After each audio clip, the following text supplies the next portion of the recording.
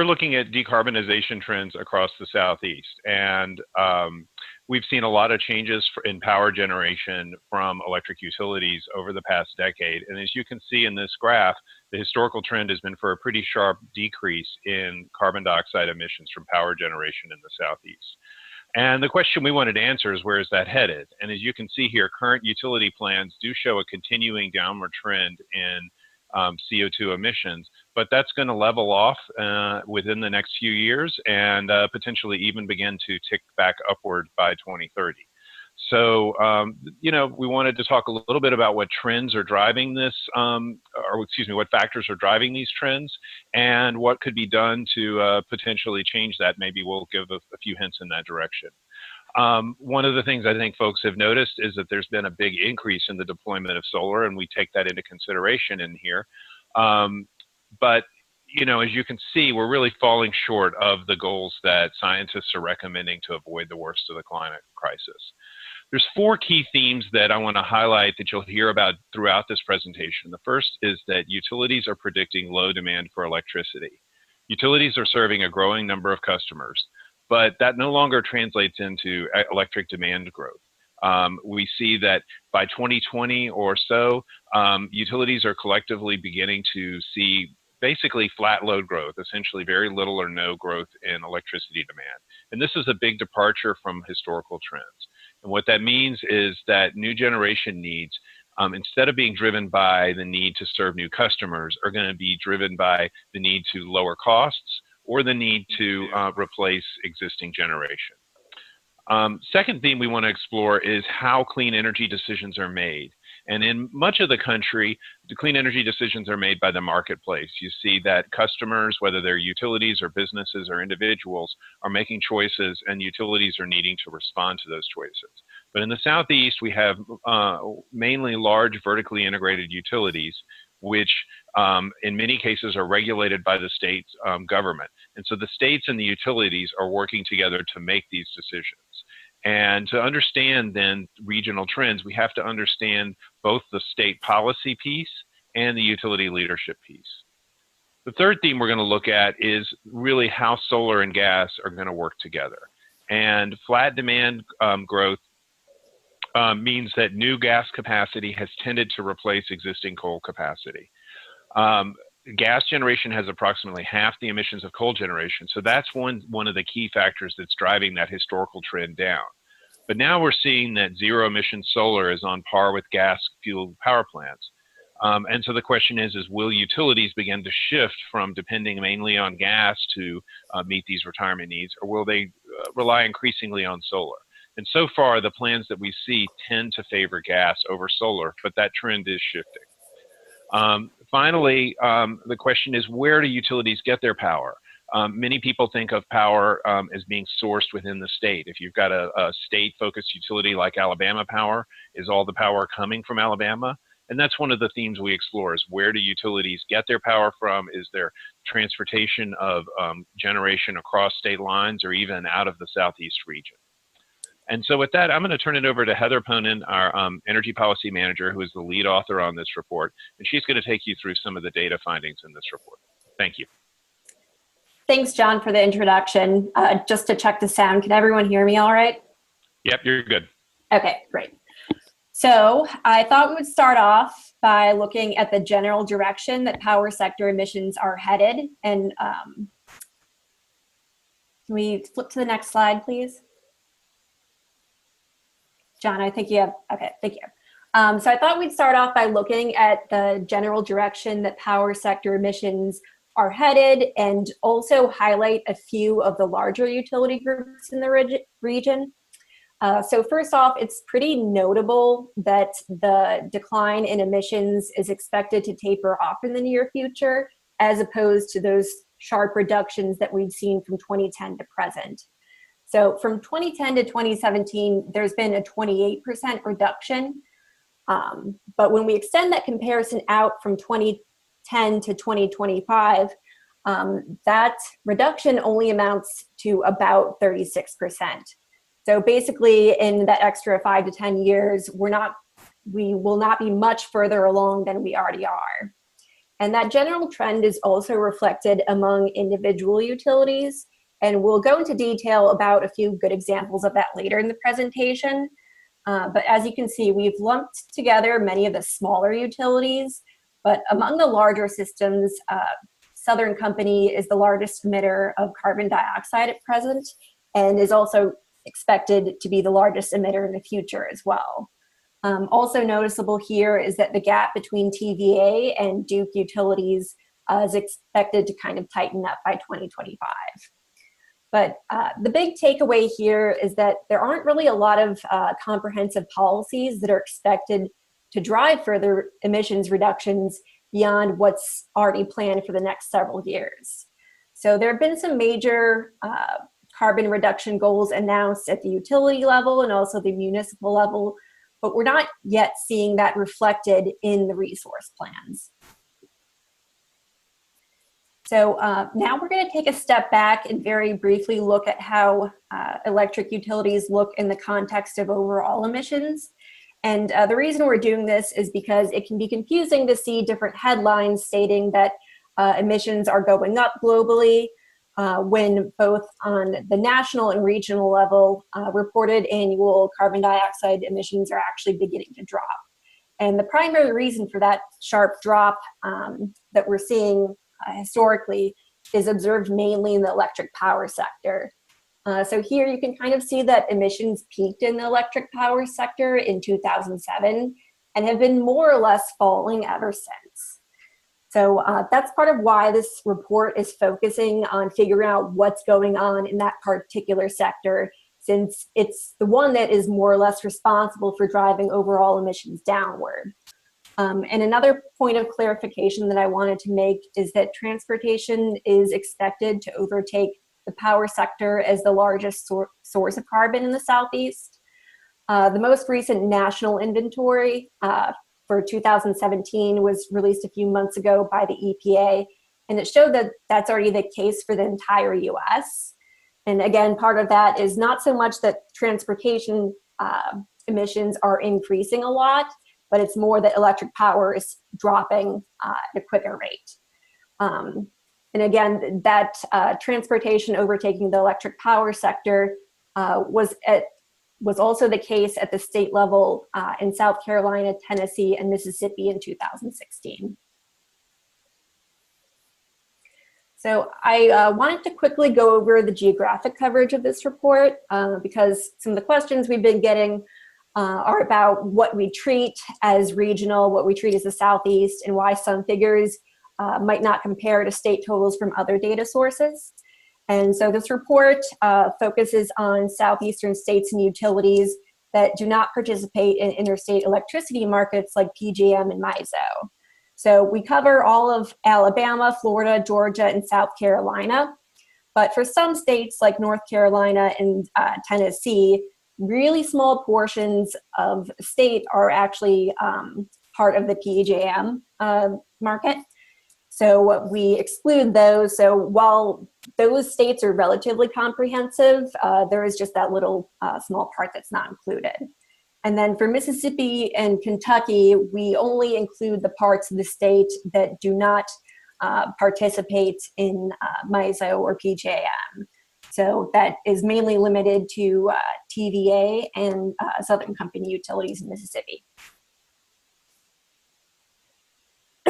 Okay, so now we're looking at the overall resource mix for the region from 2010 to present. There's a lot going on here, but I wanted to highlight the trends in gas and coal generation in particular. So in 2010, coal made the largest contribution to the Southeast generation of about 45% of the regional total. However, at present, this has almost completely reversed, and the majority of generation in 2017 came from gas plants, and that accounted for 40% of generation. So we're going to next look at how those two major fossil fuel groups translate into total emissions. So fossil fuels, gas and coal, made up 94% of all Southeast utility carbon dioxide emissions in 2017. And so coal retirements are continuing to drive the regional emissions trend downwards, but that rising gas consumption that we saw on the previous slide is really going to slow the progress and make it difficult to decarbonize at that trajectory we saw at the beginning. And one thing that we didn't delve deeply into in the report, but I did want to note, is that with that rising gas consumption, methane emissions are a growing concern. So the process of drilling for and delivering natural gas to the region causes some extremely high methane emissions due to the leaks in the gas transmission system. And that leakage is referred to as fugitive emissions of methane.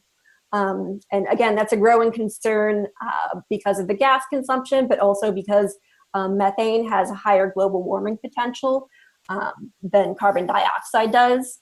So many utility systems are actually beginning to track them due to those reasons, and also the aging gas pipelines and infrastructure. So that CO2 equivalent isn't included here, but in 2017, if the leakage rate in the Southeast is similar to the national levels, that would account for about 44 million extra tons of carbon equivalent.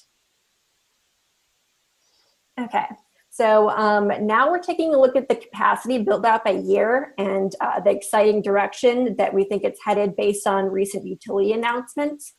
So there are a few distinct kind of energy eras here. The first is coal, which, as you can see, dates pretty far back. And that's partially because of the grandfathering that's included in the Clean Air Act. So we have lots of coal plants that are over 60 years old that are still in operation. They might not be dispatched for as many hours as other types of generation, but they do emit a disproportionate amount of carbon into the atmosphere. And then next you can see the nuclear build out is really strong during the 70s and 80s. But beyond that, there are really no major additions recently. So you can kind of see that it's virtually absent, except for a few small additions in 2016 when the Watts Bar nuclear plant in TVA was expanded, and then also capacity additions for Plant Vogel in the future. And you see that gas really peaks in the mid to late 2000s. When there was a lot of load growth happening and gas was very cheap. And although many gas additions are still occurring, we're seeing what we kind of think might be a transition from gas to solar as utilities go to resource for new generation. And again, thinking back to that previous slide, solar has doubled its contribution to the overall resource mix for the past 3 years. And next, we're going to take a look at how these capacity additions translate to the overall generation forecast. So this is the generation forecast from 2010 to 2030, and it's based on utility resource plans and announcements, which are kind of continuously changing. So this will be updated in the future, but based on current plans, we can see that the dependence on fracked gas will continue to grow. And by 2030, the plans show that gas would be fueling almost half of the region's total electricity generation. And more coal generation is expected to retire, though current utility plans do include significant generation from coal through at least 2030. But as I mentioned in that previous slide, it's kind of unclear if utilities are going to keep that generation from older plants relatively low, or instead to choose them more often, since recent changes with the Affordable Clean Energy proposed rule would allow those plants to run more often.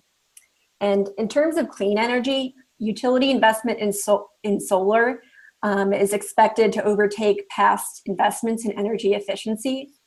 So by 2030, solar is expected to make up about 6% of the generation. And future forecast updates might reflect new opportunities for wind resources, which have not been really present previously. So as utilities begin to evaluate in-region wind opportunities and also offshore, wind resources, we're going to see more opportunities for that to expand. And finally, nuclear generation doesn't see a ton of expected increase. The future of that nuclear generation is kind of uncertain because operating licenses for existing nuclear plants are beginning to move into uncharted territory. So after 2030, many of them are going to need either new operating licenses or updated ones to operate beyond the 60 years that they're currently authorized to do so. So I think I'm going to hand it over to John and Maggie next to explain some of the emissions trends and utility highlights that we just talked about in a little bit more detail. Great, thanks, Heather. Before we do that, I did want to pass along one request for clarification. James asks, what is meant by efficiency as a source of energy generation? Can you clarify how we're including energy efficiency in the generation forecast?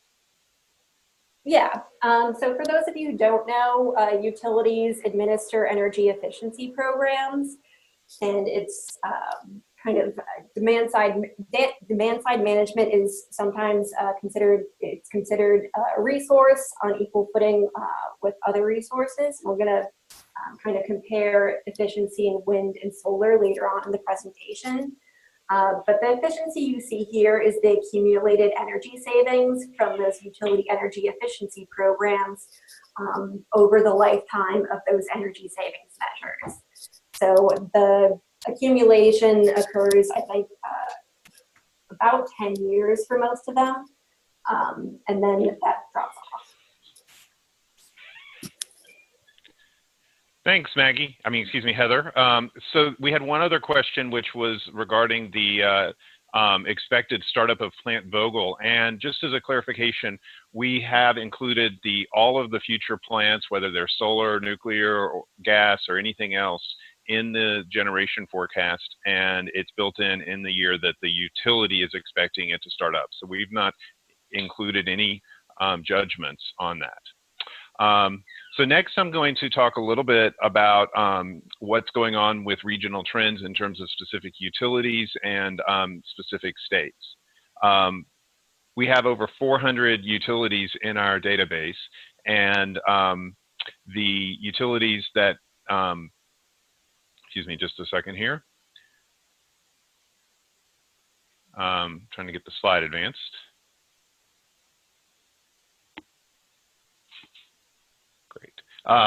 So the utilities, we have over 400 utilities in our database, and we track the generation and the emissions related to each one of those utilities. And we thought we'd go through all 400 of them today, but maybe we won't have enough time. So here's a highlight of a few of the utilities in the Southeast that we're focused on. And you can see that there's a pretty big range in emissions intensity, which is a measure of how much CO2 is emitted for every megawatt hour that's generated. Sort of like the reverse of a miles per gallon on your car, maybe. And you can see that Tampa Electric, Gulf Power, and Duke, Florida are the three highest emission utilities for every megawatt hour generated. And then down at the bottom, you can see that the Duke Energy Progress, Florida Power and Light, and Duke Energy Carolinas are three of the lowest emitting per megawatt hour. And the region's average is 912 megawatts of CO2 per megawatt hour, and that's going to increase to, but back in 2010, that was 1120. So we've seen a pretty significant decrease already. And in fact, this 912 pounds, coincidentally, is just about the same as a combined cycle plant. So there's a pretty equal equivalence there. So a couple of the other insights here is that Florida is the highest emitting state on an emissions intensity basis, but there's a lot of diversity within Florida. So you see some of the Florida utilities like Tampa Electric and Gulf Power are at the top of the chart, and Florida Power and Light is down at the bottom, and the overall Florida average is a weighted average. In other states, you'll see that the utilities are clustered pretty closely together around the state average. So with that, I'm going to turn it over to Maggie Schober, who's going to take us through some of the trends that are driving individual utilities and the region. Maggie? All right, thanks, John. So we'll start with a look at the many challenges that decarbonization efforts face. To start, let's note that decarbonization requires a combination of lowering the emission intensity, which we saw in the previous slide, of power generation, and reducing the overall amount of power that needs to be generated. So some utilities and cities have stepped up to address CO2 emissions by setting goals to reduce these emissions or to move to renewable energy. These entities have already overcome the political roadblocks to setting such goals. However, challenges do still remain even after these goals are set. So here we're going to highlight a few of the main ones we see across the Southeast. An example of where we would see an inconsistency between company goals and the long-term utility planning process is in Georgia Power, where they did not include Southern Company's corporate-wide emission reduction goal into account when they did their latest integrated resource plan, or IRP. Another challenge is where cities set goals, but the power generation decisions are made by large regional monopoly utilities. So the extreme example of this is in the TVA territory, where the TVA Act restricts cities from even certain kinds of self-generation. So let's move on to talk about clean energy trends as a way to reduce the carbon intensity of the grid. Here we'll look at clean energy resources of solar, energy efficiency, and wind. Across the Southeast as a whole, we have seen an increase in solar, but when plotted on a chart like this, the rise does not appear as dramatic as it feels when we're hearing, those announcements about new solar projects that seem to be happening pretty regularly. As discussed earlier, utilities are forecasting little to no growth in demand for power. So these new generation sources of solar and wind will be needed to replace retiring generation. So far, utilities have included solar in their long-term plans primarily to meet the demands of large corporate entities with renewable goals, or in combination with new gas plants to replace retiring coal plants. To date, gas generation appears to remain the utility favorite for new generation. On the chart on this slide shows the actual plans from utilities for each of these clean resources. Wind is already in a plateau, and most of the wind in the Southeast is from power purchase agreements, or PPAs, with wind projects that are located outside of the Southeast. Efficiency is also not as growing as fast as it could be. Many utility planning processes do not evaluate detailed energy efficiency measures or programs in the same way that they evaluate generation resources like gas and solar, which leads to a gap between the potential for cost-effective energy efficiency and that which appears in utility plans. It remains that the cheapest megawatt hour is the one you don't have to generate. Increasing these clean energy resources in utility plans will help meet current emission goals and decarbonize the power sector to help address the climate crisis. Next, we'll take a deeper dive into the emissions impact of power transactions among utilities. So even though the Southeast lacks a transparent and competitive wholesale market, as John and Heather mentioned earlier in the presentation, utilities do still buy and sell power from each other, both within the region and with entities outside of the Southeast. Many utility carbon dioxide emission reduction goals are based on emissions from the power plants that the utility itself owns, and thus can exclude emissions from power the utility purchases from other entities. Power transactions can be easier where utilities have connected transmission systems, but transactions across the power system can be more complicated due to the interconnected nature of the grid and the fact that there's a large number of players.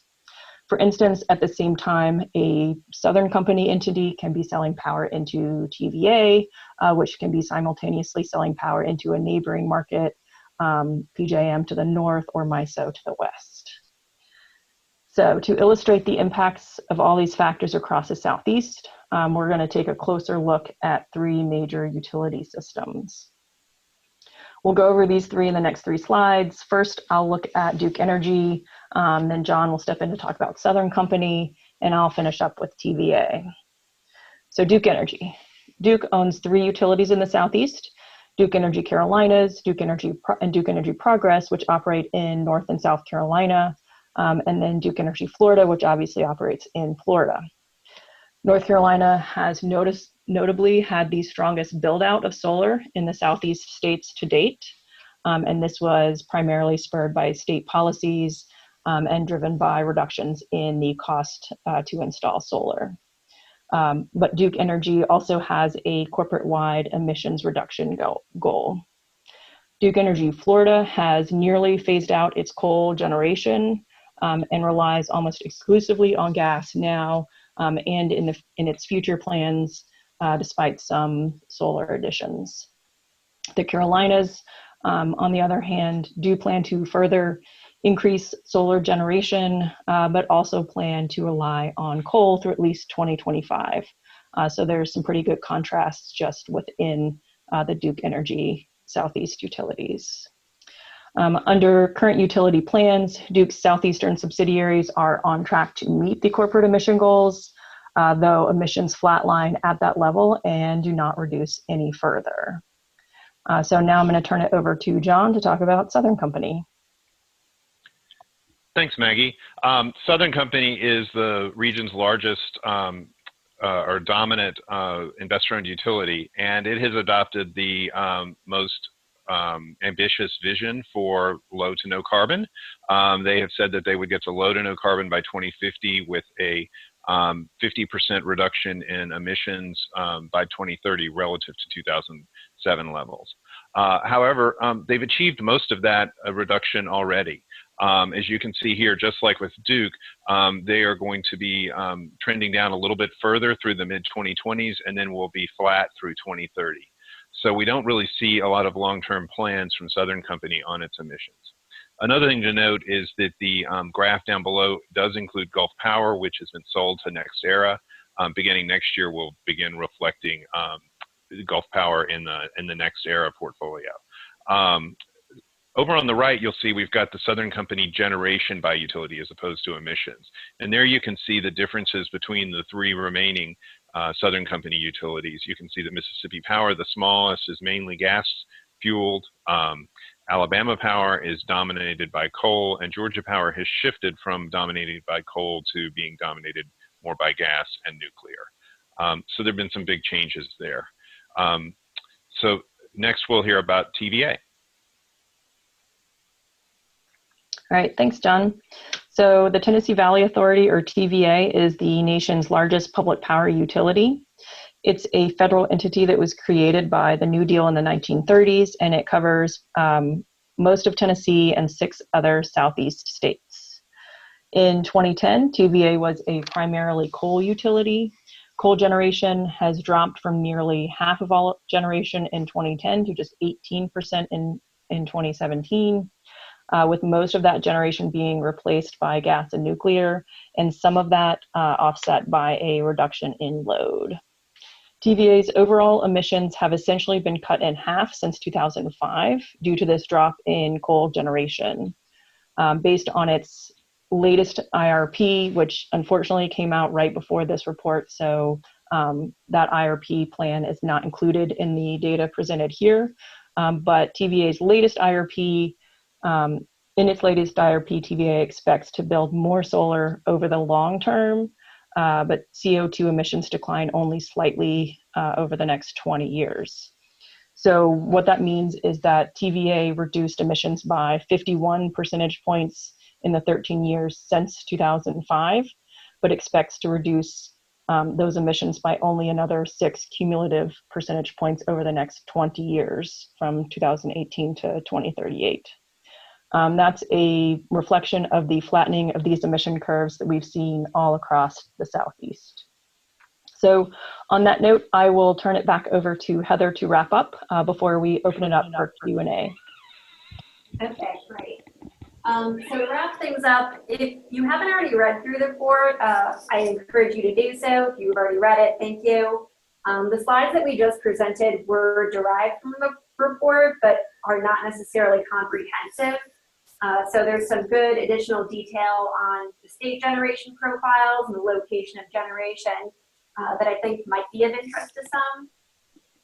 And also, this is our first annual report for decarbonization tracking. So we do plan on updating and building on this analysis for next year. And finally, SACE will continue to promote many different solutions across both the electric power sector and the transportation sector to bring our emissions trajectory to where it needs to go. Thank you. Great, thank you, Heather. So now we're going to take a few questions that have been typed in. If you've got additional questions, please get those in and we'll work to those. I'm going to start out with a question, a real simple question for Heather. Is nuclear energy counted as low or zero carbon, or is there a carbon calculation for them too? Nuclear generation is counted as zero carbon. Great. And what is the other generation? So the other category, which we showed in gray, is mostly hydropower and some biomass. And there are really, really small amounts of generation that come from landfill gas and types of municipal waste, biogenic waste, such as food waste, paper, wood, and that sort of thing. Great, and we had a question that went into some detail. I'm just going to focus on the more technical aspects of it. Heather, how did we treat biomass in terms of carbon emissions? I would have to look at the exact figure we have for the carbon intensity of biomass. Let's see. So biomass was responsible for about 18 million let's see, sorry. 18 million megawatt hours of generation. I don't know if I have the carbon figures off the top of my head. Yeah, we can get those out to anyone who's interested, but we did take into account the carbon dioxide emissions from the direct carbon emissions from biomass. We did not take into account anything like land use impacts or anything like that. So it's a straight carbon dioxide from the power plant factor that's included here. And the questioner asks if we'll be addressing this source in future reports. It's a relatively small source in the Southeast in terms of power generation. I am aware that it's exported very heavily to Europe, and it has a big impact on sort of carbon accounting from that perspective. But from the Southeast power sector, it's relatively small. Woody biomass is relatively small. And we are not, we don't see a lot of trend line in the Southeast on that. I know there's some policy issues as well that the questioner asks about. Next question is, what's the ratio of needed solar capacity to replace 1 megawatt of fossil fuel generation? Maggie, would you care to take that one? Sure, John. So I think that response is it depends, and that's why utility future planning processes or integrated resource planning is a fairly complex process for exactly that reason, that a lot of these resources you cannot just say one-to-one turn the switch and one will replace the other, but we are seeing that solar either on its own or in combination with storage and energy efficiency and other demand response and other demand side management programs can be a very effective replacement for fossil fuel generation without the need for gas plants to balance them out. Great, thanks very much, Maggie. And while you're speaking, maybe you can give any perspective you might have on how the South compares to other regions in terms of decarbonization. Of course, we didn't evaluate other regions, but do you have any quick thoughts on that? Yes, I think that the Southeast, the trends that the Southeast has seen to date, so that 2010 to 2017 figure is reflective of what other regions are seeing. Again, that's a lot driven by switching from coal to gas and by increases in investments in efficiency and renewable energy. Now, the proportion of what the factors are differs for different regions across the country, but I think that where the Southeast probably diverges from a number of regions is in this forecast that we have, where starting around 2018, 2020, 2022, depending on the state or utility, the emissions reductions really flatten out from that point on.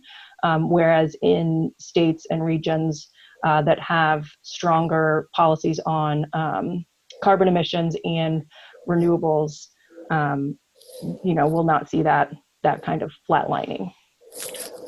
Great, thanks, Maggie. And then John Downey asks about Southern's ambitious carbon reduction goal, and he wants to know which utilities have the least ambitious carbon reduction goals.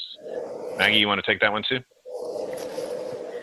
I think that, first off, there are utilities that don't have any goals. So obviously that would be the least ambitious. I think another one to note is that TVA's goal is based on its emission intensity. So that's that, pounds per megawatt hour figure. And if you set a goal based on emission intensity, you can actually see an increase in overall carbon emissions if you're seeing an increase in generation. So that one is, it's questionable whether that is an ambitious goal or not. Great, thanks. So Heather, one of the questioners, James, asks in the graph that we were showing with the emissions forecast, how is the trend forecast? Can you talk a little bit about how our emissions trend is forecast out into the future in terms of the projections? Sure. Can we go back to that last graph? I'm not sure who has control of the screen right now. Sure. You mean this one? Yes. Okay.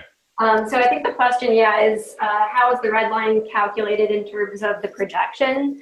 So that's calculated based, as it notes here, on the current utility plans. So many of the utilities do have like decarbonization scenarios in their integrated resource planning process. So some of them have evaluated those pathways that you see here, and even though the planning period only extends to 2030 or 2035, they can take into account those larger goals. So that red line that you see here is just based on those IRPs, what they're planning for, and also current utility announcements.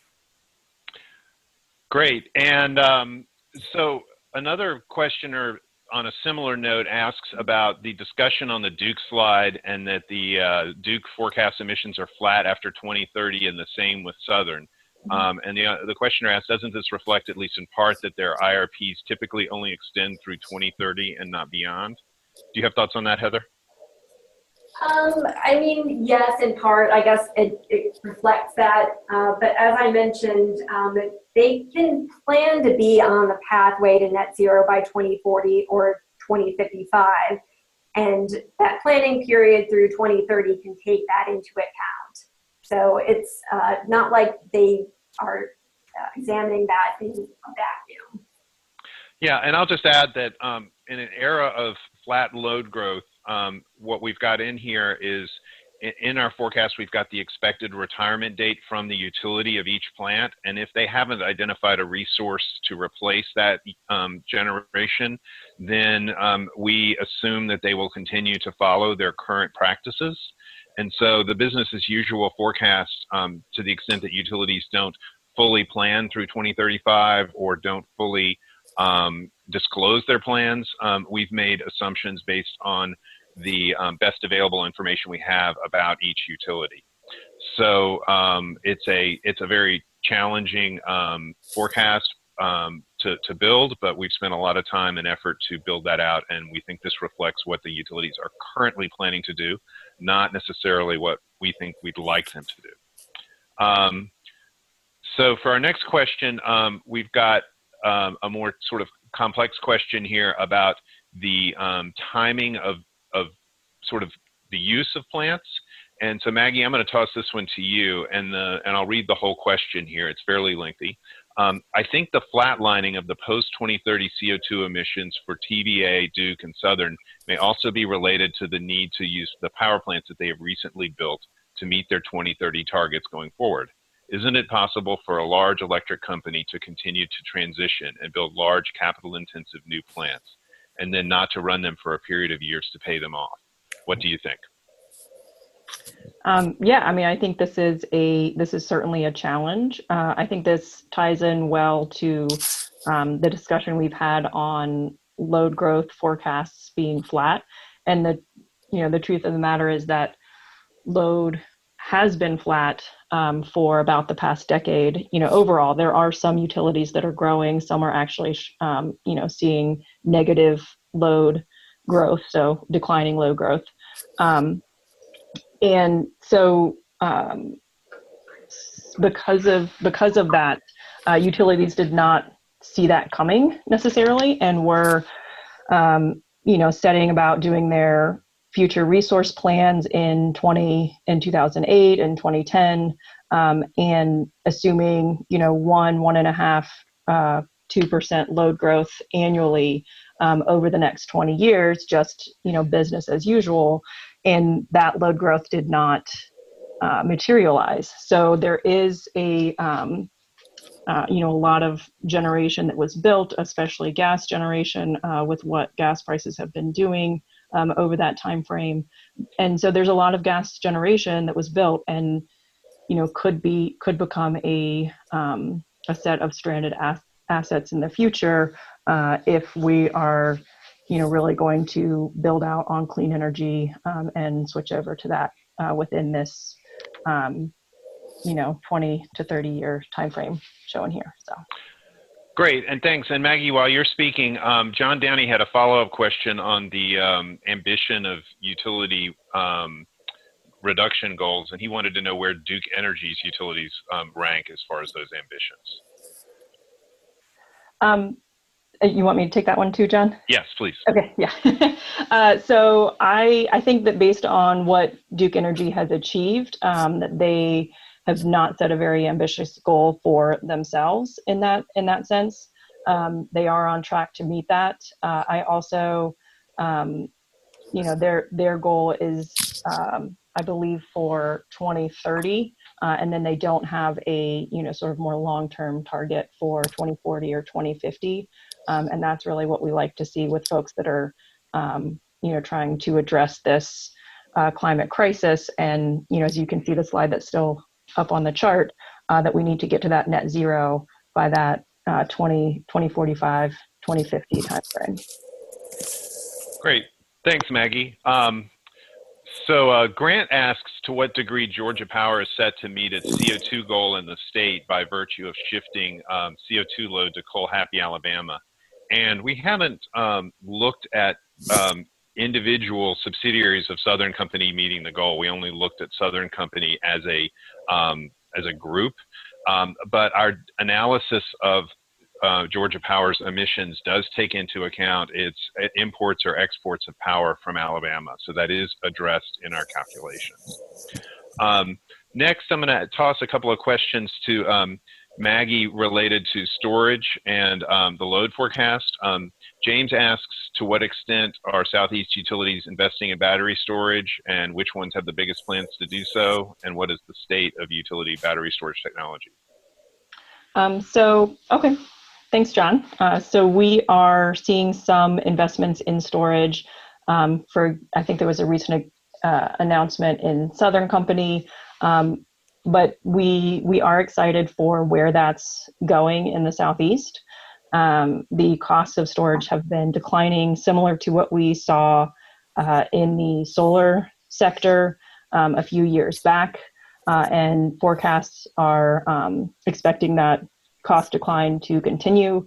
That's going to be very beneficial for the build out of both solar and wind, because it will help help with any small intermittency issues during the day, or even some larger storage projects from day to day. But I do think that the discussion of the future of wind and solar relying on the storage sector is somewhat overblown at this point, because a lot of the discussion of solar and wind needing storage in order to play a significant role is talking about issues that can occur at very high penetrations on the grid. So if we're talking about issues with solar and wind going from 50 to 60% of generation or 70 to 80% of generation. I mean, we're just so far from that point that I think that discussion is it's important for the long term, but for getting from that like 1% to 5% or 5% to 10% figures, it's just not relevant at this point. And in the Southeast, we don't have the levels of penetration of renewables yet for that to be as big of an issue. But we encourage utilities to try their hands at storage and get it figured out before we get to that point. Great, thanks. And Grant also asks whether the projections take storage into account at all. And just very briefly, we do include storage technologies in the projections if the utility has planned them. We don't sort of forecast additional adoption beyond what the utilities are currently saying that they're planning. And so the only thing that would really factor in, though, is the actual generation loss that's involved in storage, because when you charge storage and then discharge it, you actually lose energy.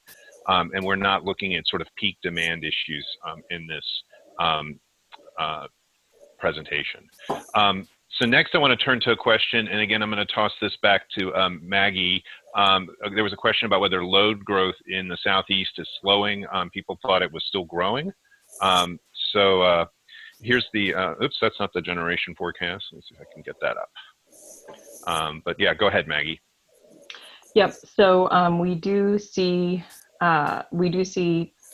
load being pretty flat. The one thing to note there is that the green bar across there is efficiency. So a lot of folks will include that either in with load. We're including it here as a resource because we think it's important to consider and to look at. And I think, did that answer the question? Was this the? Go ahead and address all the questions related to the load forecast. Okay, yeah. So I also saw a question on whether warming was included in load forecasts. So these load forecasts are the ones that each utility does themselves and submits. And I will say that usually load forecasts are based on a normal or normalized weather patterns. And so they tend to be pretty slow to adapt to, changing weather and changing weather trends. So for instance, if your load forecast is based on an average of the last 10 years, well, you have to have, 10 much warmer years for that to, really have a greater impact. But there are some different ways that, load forecasts can kind of try and capture some of that variability that we expect as average global temperatures continue to rise. Great, thanks, Maggie. Heather, I'm going to toss this one to you. Christy Schwartz asks or comments that Southern is considering taking some of its coal plants offline and running them only when there's extreme pressure on the grid, like during polar vortex or super hot temperatures. It's not clear whether they would continue to count these as part of their overall emissions profile. What do you think of that as a possible strategy? So I'm not sure I understand the part. It's not clear whether they would continue to count those as part of their overall emissions profile. I would assume they would. So what do you think of their possible strategy? So since a lot of the older plants that the older coal plants that I talked about earlier in the presentation, those are mostly saved for kind of extreme events like the ones that you mentioned. So when those are running, if they are, emitting that disproportionate amount of carbon dioxide. So I'm not really sure what I think of that strategy. Yeah. I don't know if I would call it a strategy. Yeah, Christy, I think we're continuing to assess that. I mean, it's an interesting idea that Southern Company has talked about. I think there's probably a lot of financial repercussions to it. So I think that's the first side that we would be looking at it as opposed to the emissions, if they're truly going to only be running them, a couple of weeks, maybe not, every few years. So, but it's a really it's definitely a different idea than anybody's proposed before. Next, let me turn to some questions that we had on solar. So first is, I'm just going to mention this question. We don't have our solar program director on the phone. So Liz, I think we're going to take this up on another topic, but you asked about the hurdles to removing TVA's limitations on self-generation and residential solar. So I'm afraid we don't have the right person on to answer that. But Grant asked about distributed rooftop solar. How does it figure into this, into these projections, and is it possible to project out? Heather, are you able to take that, or shall I? Yeah, so they do figure into these projections. We include distributed energy resources and self-generation. Sorry. Okay. Is it even possible to project that out in this time frame? So you may also consider reading our annual solar report, which is linked to in the decarbonization report at the end. But I think the way that we project that out is we use the watts per customer metric as a driver for the forecast. And utilities release how many customers they're expecting in the future. John, does that kind of answer it? It sure does, I think. Yeah, thanks. Going back to one of the earlier questions we got from James, he was surprised at how low wind is. Maggie, can you comment on trends that might be driving wind offshore and making that economical, or is that just simply too far in the future?